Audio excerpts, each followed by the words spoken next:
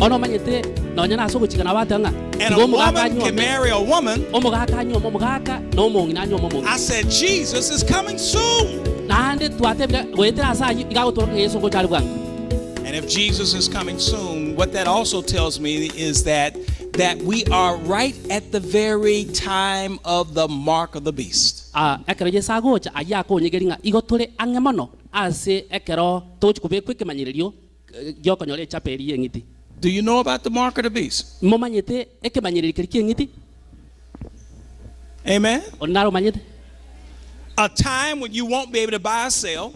Chinga kiechio otaga niko bayo bieka usora bayo bieka. A time when it will be illegal to come to this church. Engaki bora kanunga mo soy kanise yerinde nande. And a time when you could very well lose your life for serving God. Ora asiri obugima bwao asingeje nyasaye. Are you ready for that? Ine mboleti yala samagana yabana nyasaye. Well, if you're not ready, I want to present to you a sermon today that hopefully will prepare us for the time that's right upon us. And at 3 o'clock today, I do want to encourage you to support those who are on our Bible Bowl team.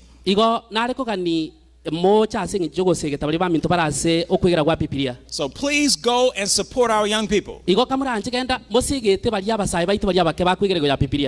if you do not go and support our young people, then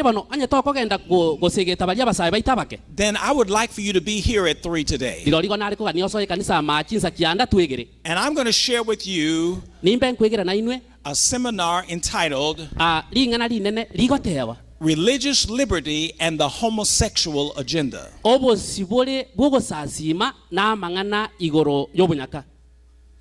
Amen. Amen. Let's pray again. Father God, as we open your word, open our hearts.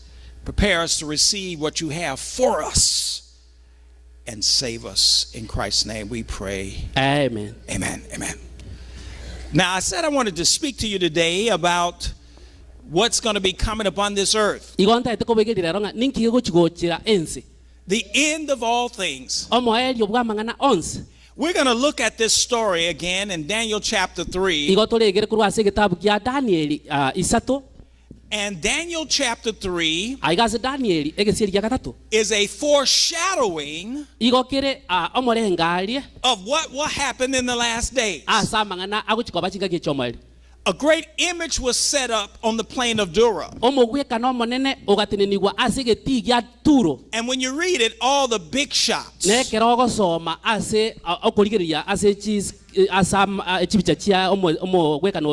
movers and the shakers, everybody who was anybody was called to come to the plain of Dura. And the music was to play. There was an orchestra. And when the music began to play, if you did not fall down and worship this gold-plated image, you would be killed.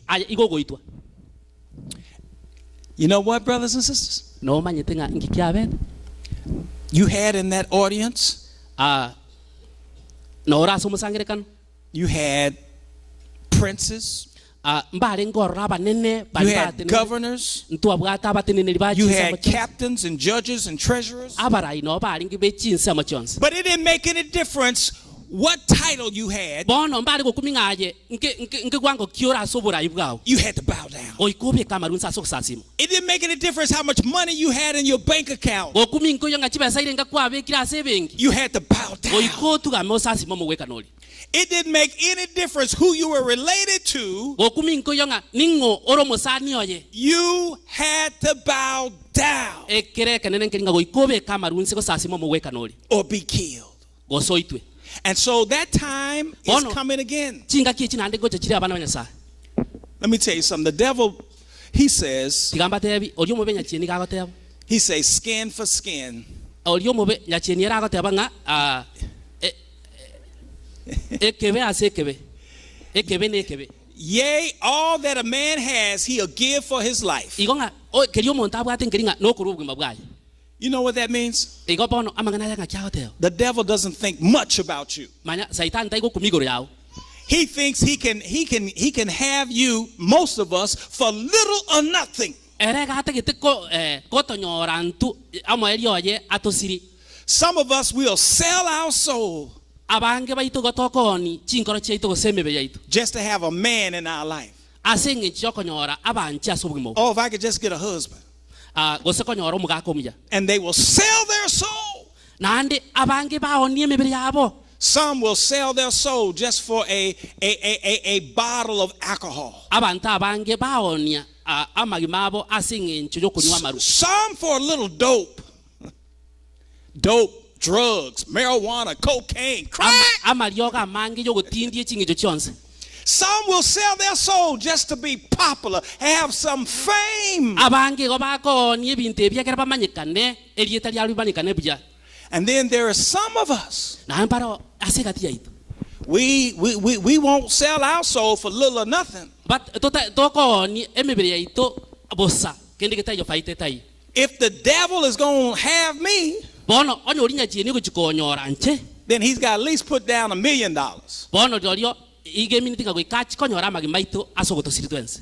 But it's still a price. He thinks all he got to do is just dangle just enough and he got you. And especially your life. And so the music sounded. And all these big shots. All these movers and shakers. When the music sounded, they fell on their face and worshiped the golden image. Except for 3 Hebrew boys who stood up tall and straight. Now Nebuchadnezzar, it was so many people. He couldn't even tell where they were or that they were standing up. And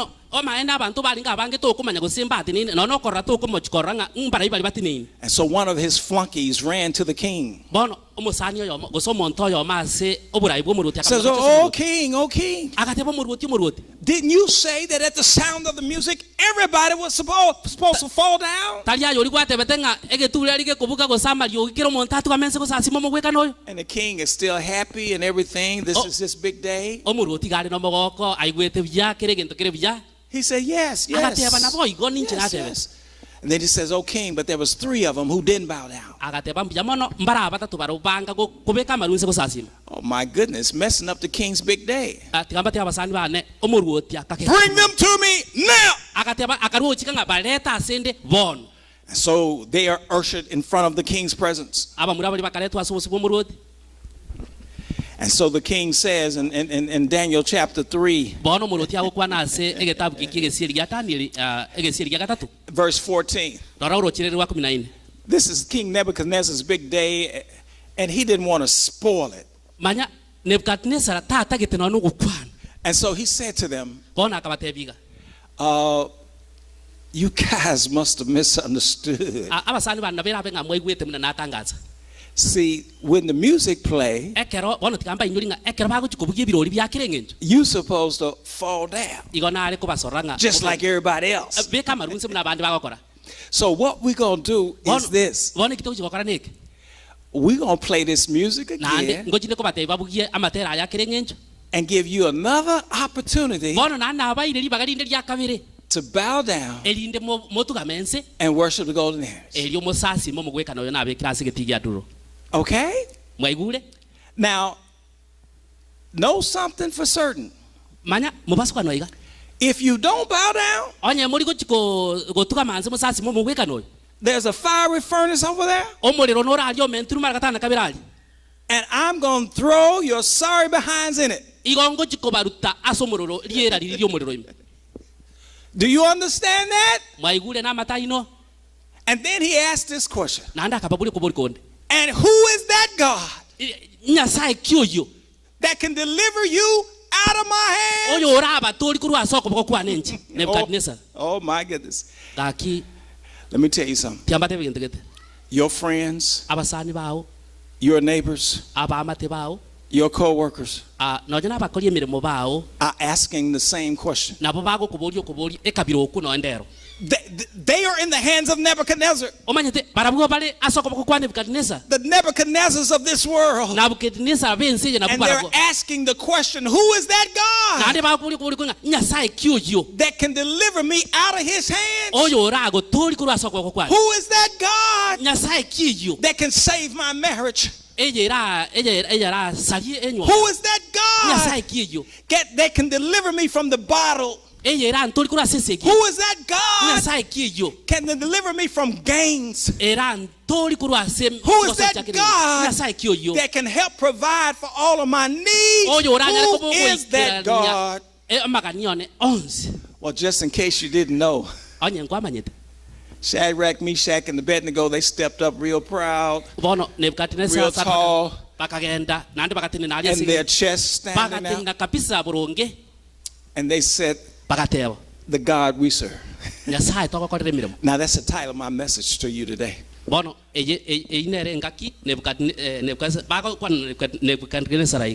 God we serve. And their response to King Nebuchadnezzar was a three-part response. And their answer, their response was classic. Now,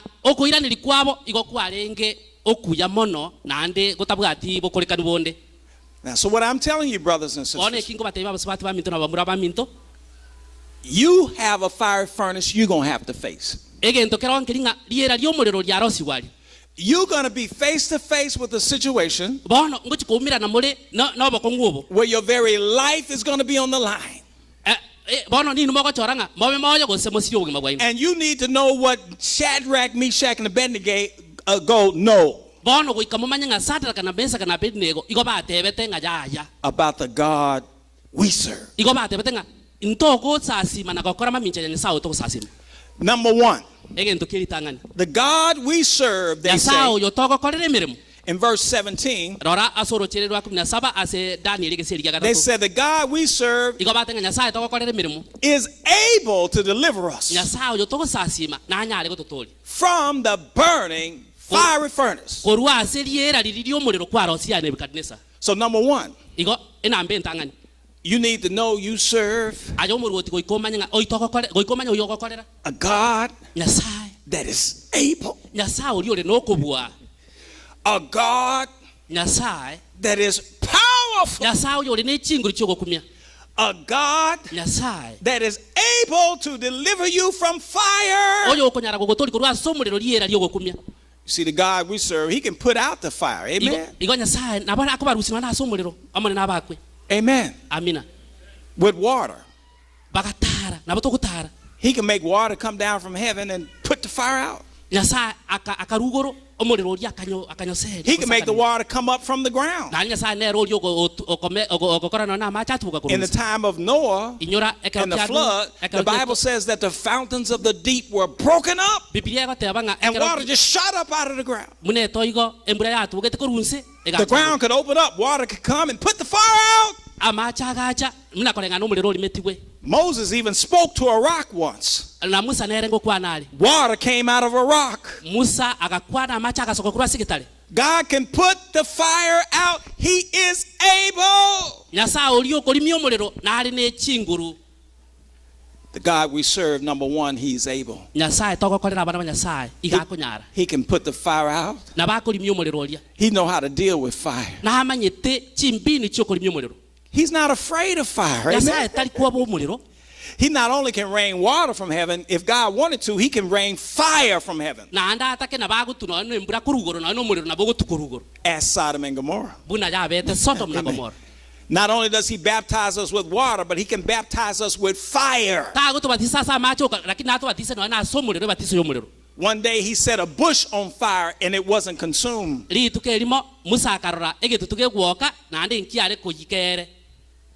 God, he even has a lake of fire that burns with everlasting fire, prepared for the devil and his angels. He is able to deliver from fire. He can extinguish the fire. He can exist in the fire. He equals fire. The Bible says our God is a consuming fire. His eyes are like lamps of fire. His throne is as a fiery flame. His wheels are like a burning fire. The Lord even asked, is not my word like fire? Jeremiah answered, it was like fire shut up in my bones. The first thing you need to know is that the God we serve is able.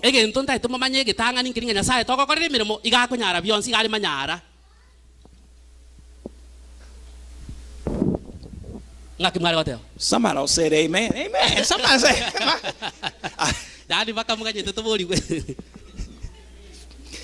anybody want to make God happy?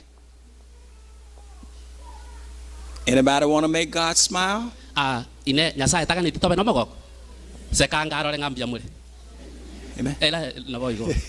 Anybody want to make God rejoice? Then we have to stand like the 3 Hebrew boys in the face of temptation, in the face of even losing our own life, and tell the Nebuchadnezzars of this world,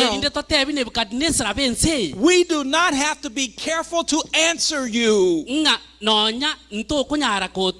because the God we serve, he is able to deliver us from the fire. God wants to hear somebody at the Arlington Metro Community Seventh-day Adventist Church say that he is able. He is able to deliver us from the fiery furnace. He is able to deliver us from a den of lions. He is able to do exceeding abundant above all that we ask or think. He is able to keep that which I have committed unto him. He is able to keep me from falling and to present me faultless before his presence. He is able to break addictions. He is able to save my marriage.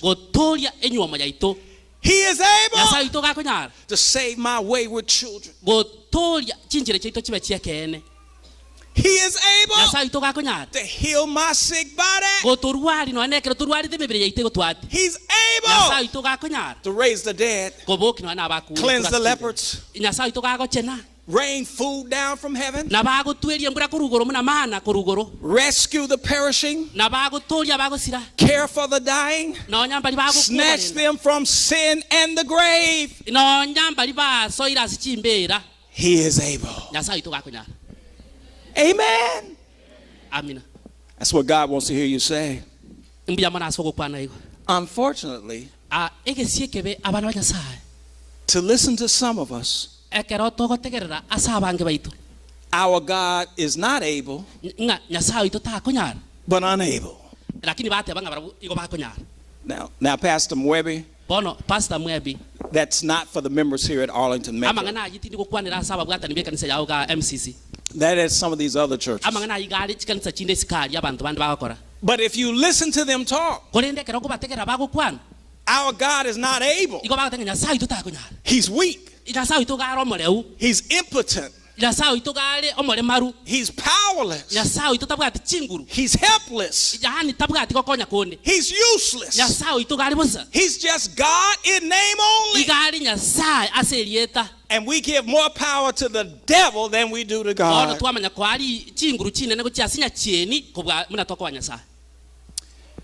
Elder Samuel Green, our conference president, tells a story of when he was treasurer for the conference. The president at the time was Elder W.C. Jones. And he had a proposal that he really wanted the executive committee to vote.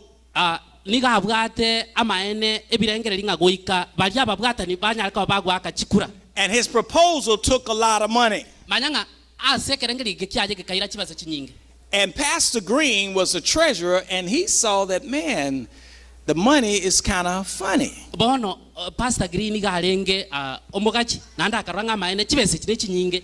And so Elder W.C. Jones went to Pastor Green and said, he said, now, Pastor Green, I don't want you to be getting in that meeting. And I don't want you to be doing any pole mouthing. Pole mouthing. Now, you know what pole mouthing is? Always talking down. Always talking negative. Always talking about what we can't do. Now, black people in the United States, we've kind of perfected pole mouthing. We perfected it so we even created a style of music called the blues. That's pole mouthing. We got songs that say if it wasn't for bad luck, I wouldn't have no luck at all. That's pole mouthing. And you know, sometimes I find myself pole mouthing. When somebody asks you, oh, how you doing? Instead of saying, oh, I'm doing fine, I say, oh, I'm kicking, but not high. Oh, I'm flopping, but can't fly. It's pole mouthing. And somebody else sometimes asks you, how you doing? And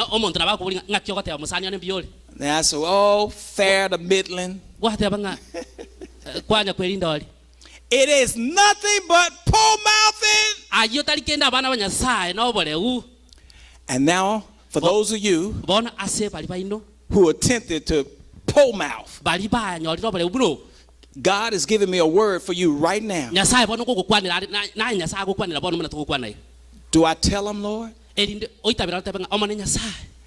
this a word for you? Those who attempted to pole mouth, God wants me to tell you this. Shut your mouth. Amen. The Bible says death and life are in the power of the tongue. Let me read you this quote from Ellen White. It says, let us take heed to our words. Let us talk faith, and we shall have faith. Never give place to a thought of discouragement in the work of God. Never utter a word of doubt. It is as seed sown in the heart of both speaker and hearers to produce a harvest of discouragement and unbelief. entetererie korenta embusurerie mbe yogokwa moyo nogotegena. And then this other quote. Nekendi gyatewa. Christ Object Lessons, page 147. She says, talk and act as if your faith was invincible. Why? Because God is able. Now that's the first thing you need to know. That God is able. That's what the Hebrew word says. The God we serve, He is able to deliver us. But let's look at part 2 of the answer. And we're going to see something that you may have passed over. I know I missed it. Not only did they say He is able to deliver us. Look at verse 17. The second part of the answer is, and He will deliver us out of your hand. Did you get that? You telling the Nebuchadnezzar, the God we serve, He is able to deliver us. And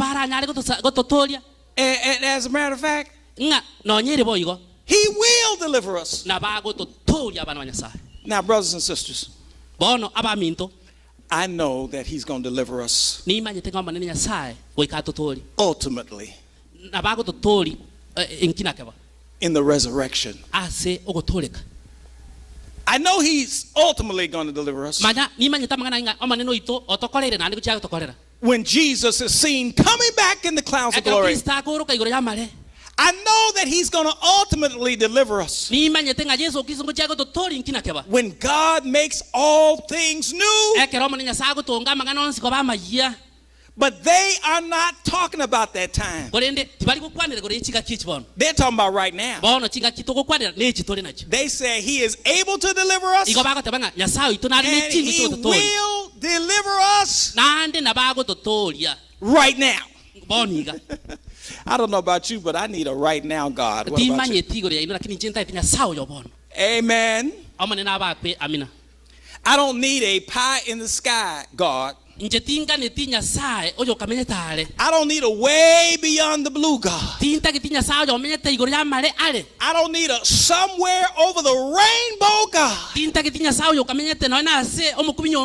I need a right now God. You know why I need a right now God? Because I got some right now problems. I got some right now bills. And I need God to show up right now. Let me tell you what the Bible says. That not only God talks about what He is able to do, but you need to understand that over and over again, God talks about what He will do. Now, let me just share a few with you. 1 Samuel 2:30. The Lord says, I will honor those who honor me. Psalms 50 verse 23. Whoever offers praise glorifies me, and to him who orders his conduct aright, I will show the salvation of God. And then I'm going to ask you to turn to Psalms 91. And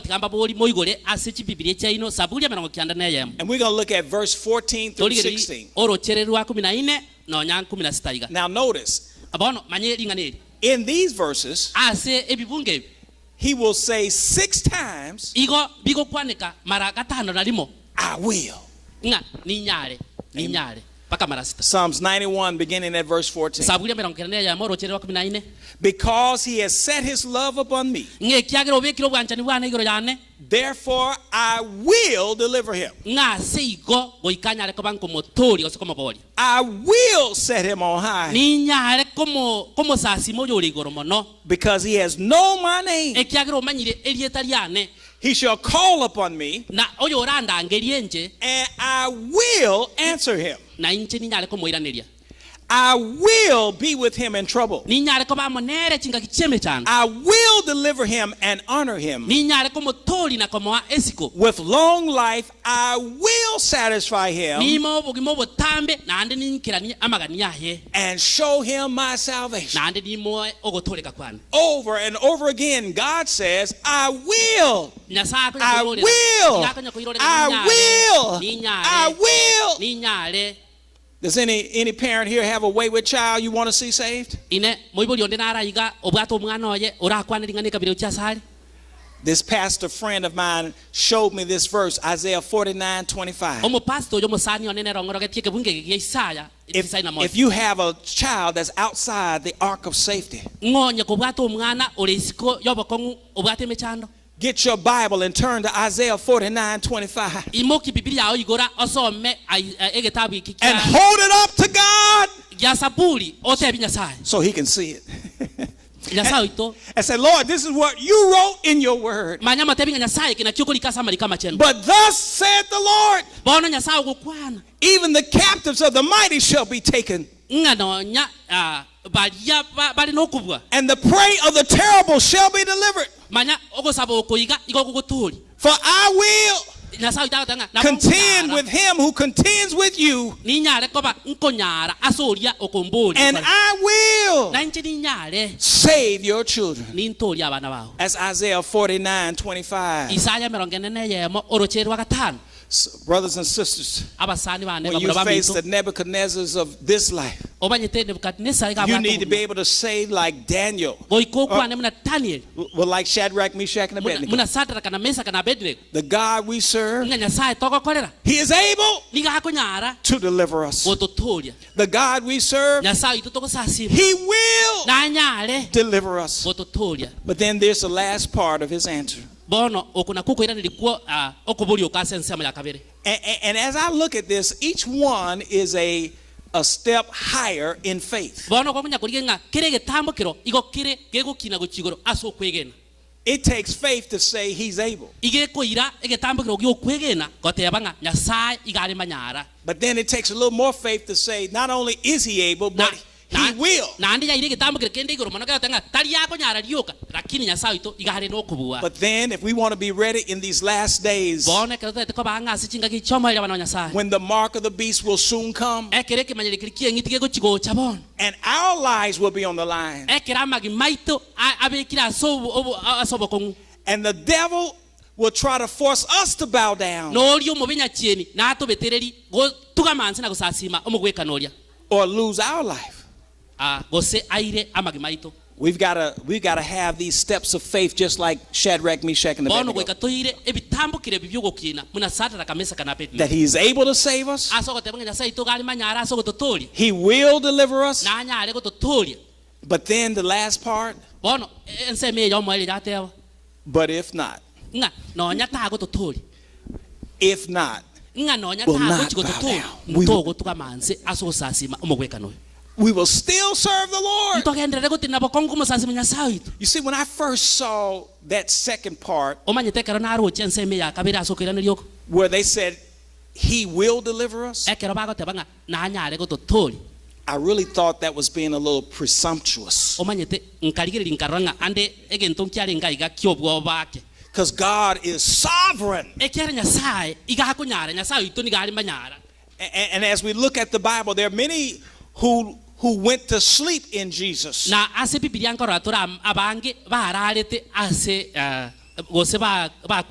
Yeah, Stephen was stoned to death. And then there was others, the Bible says they were sown asunders. So how can you say he will? But this last part here. But if not, really puts it in proper focus. That they are not being presumptuous. But they look Nebuchadnezzar in his face. They said the God we serve, he's able to deliver us. He will deliver us. But if not, we will not bow down. Because the God we serve, he not only can extinguish the fire, he not only can exist in the fire and equal the fire, but he excels the fire. The fire may reduce my body to ashes, but the God we serve is able to raise us up from the dead.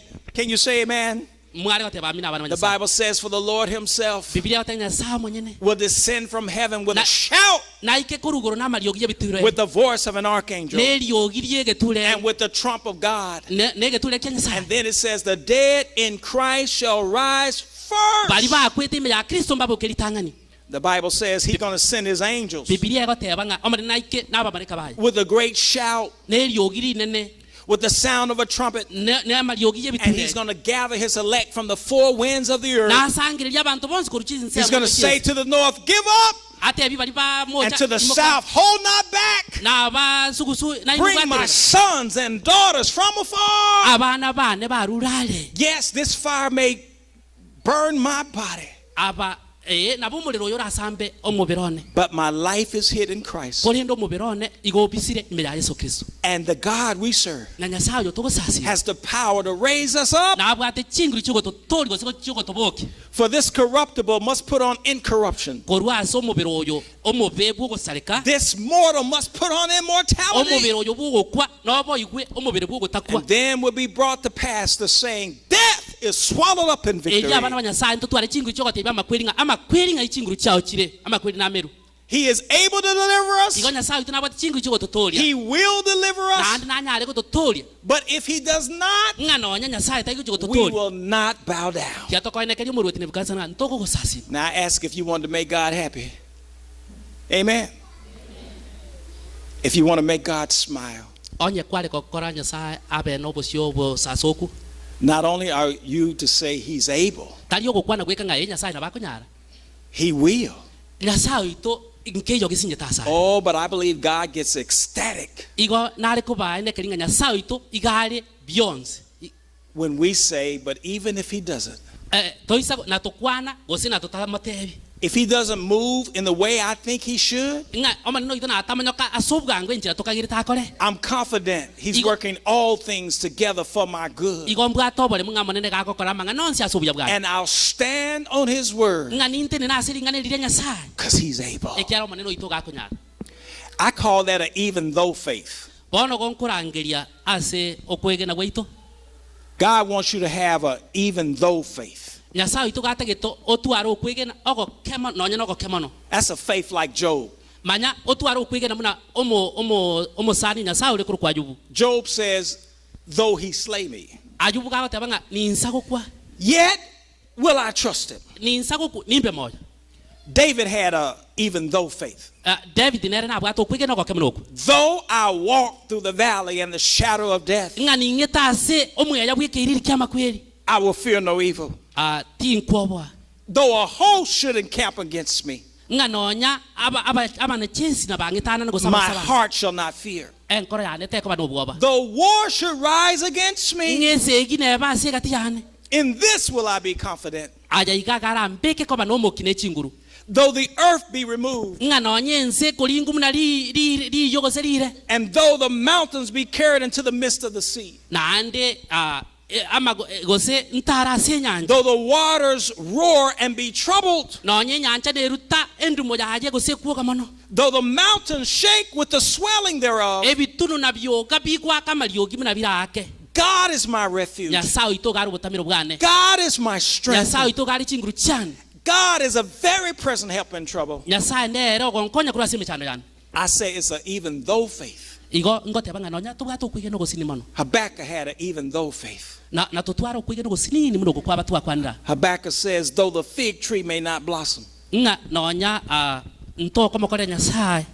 nor fruit be on the vines, though the labor of the olive may fail, and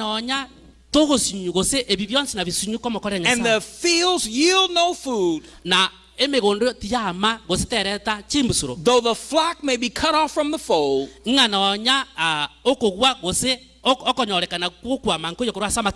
there be no herds in the stall, yet I will rejoice in the Lord, I will joy in the God of my salvation.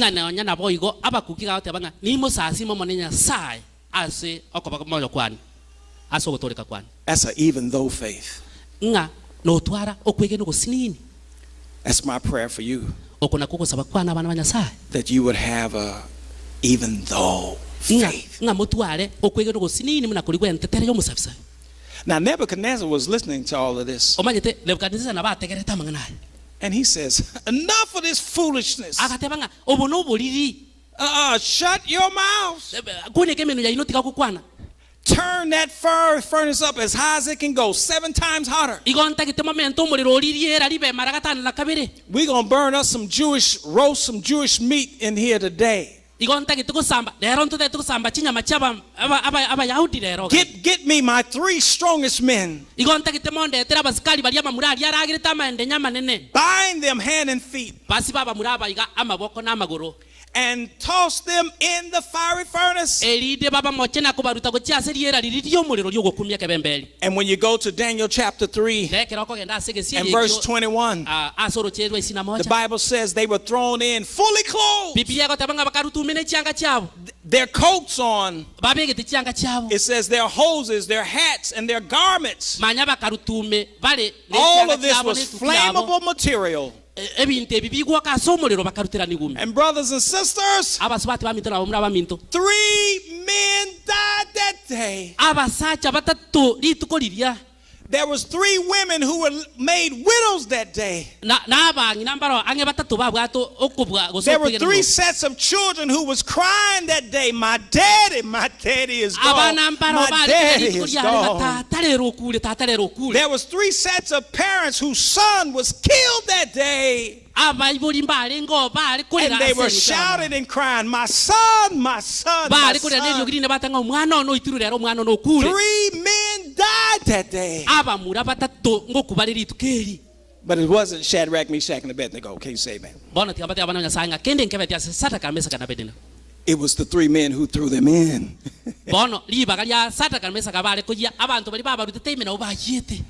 And Nebuchadnezzar, he was gloating. He thought they were all gone. But as he looked into the fire, he saw some folks moving around inside the fire. And then he began to count. Didn't we throw in 3? And yet I see 4. And the 4th is like the Son of God. Somebody asked me once, how did Nebuchadnezzar know that the 4th one was like the Son of God? That's a good question. But there's nobody else like Jesus. His head and his hair was white like wool, as white as snow. His eyes are like a flame of fire, and his face was as the appearance of lightning. His face was as the strength of the sun shining in high noonday. His arms and feet were in color like polished brass.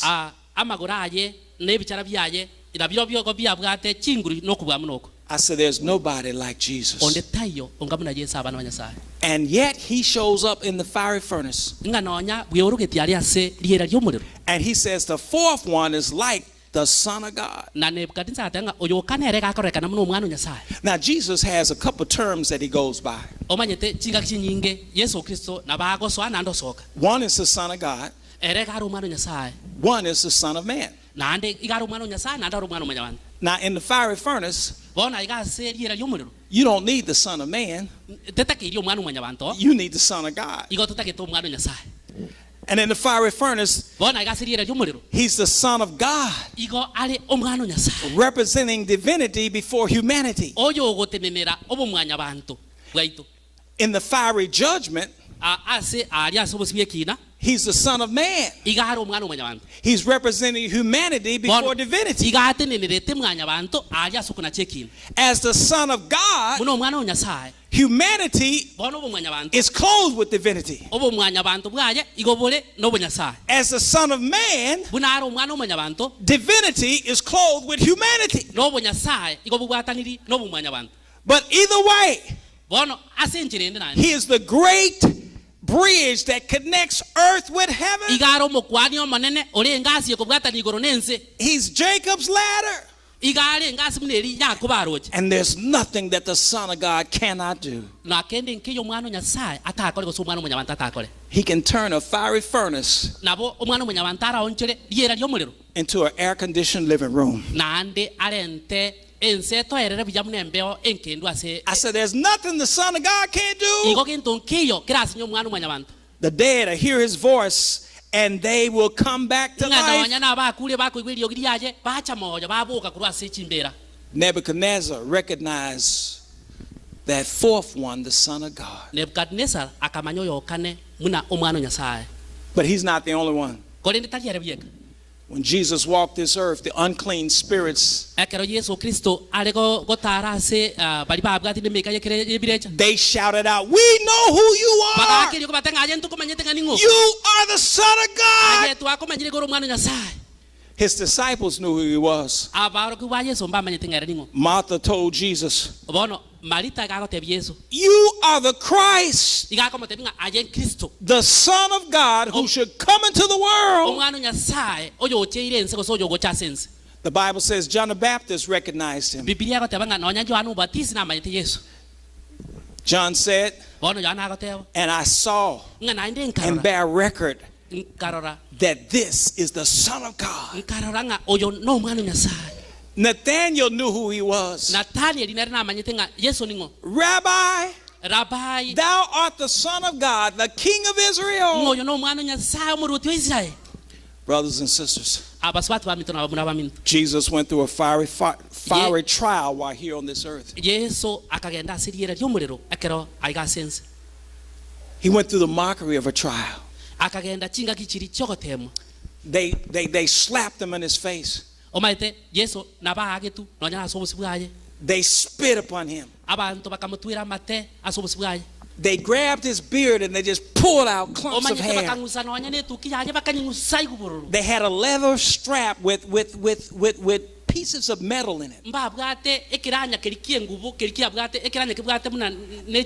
And every time they would hit his back, the metal will dig into his back.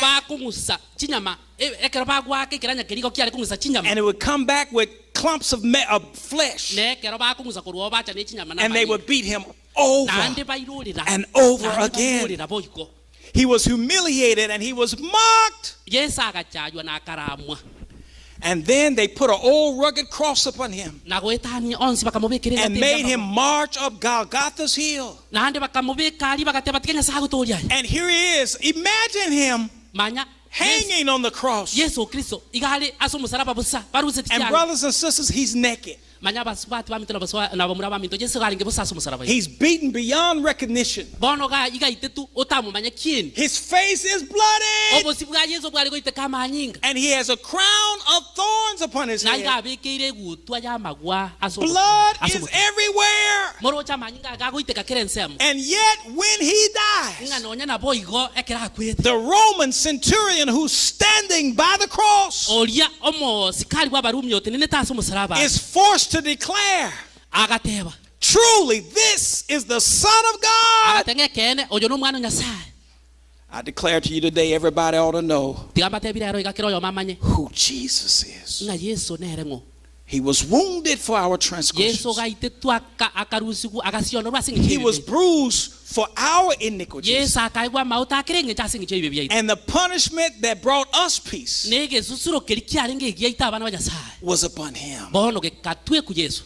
Brothers and sisters, if you want to be prepared in these last and evil days,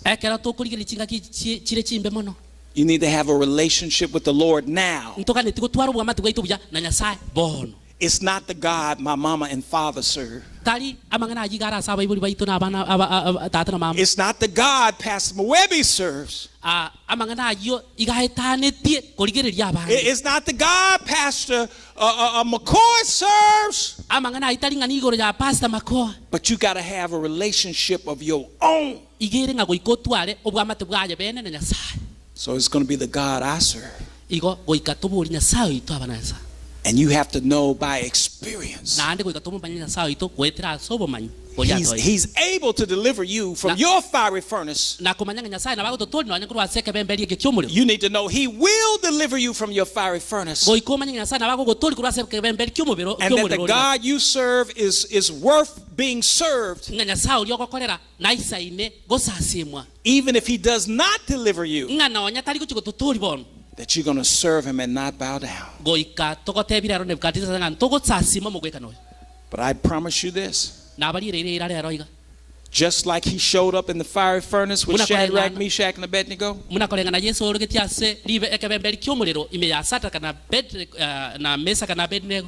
he'll show up when we have our fiery furnace. So that even if we lose our life, he will manifest his presence there. The God we serve. Let's pray. Father God, we thank you and we praise you that you love us so.